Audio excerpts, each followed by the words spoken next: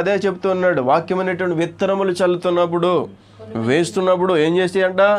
మొట్టమొదటిగా వచ్చి దుష్టుడు ఏం చేస్తా ఉన్నాడు? గ్రహింపలేనటువంటి వారి వద్ద నుంచి ఏం చేస్తున్నాడు?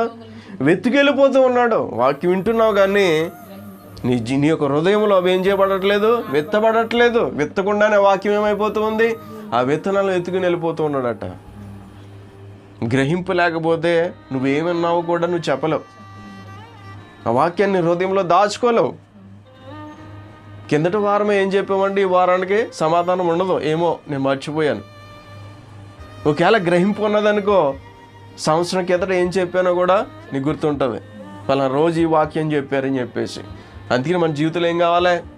గ్రహింపు కావాలి. ఎప్పుడైతే నువ్వు గ్రహిస్తావో నువ్వు ఫలిస్తావు. నువ్వు ఫలించడం ప్రారంభించాలంటే నువ్వేం చేయాలి?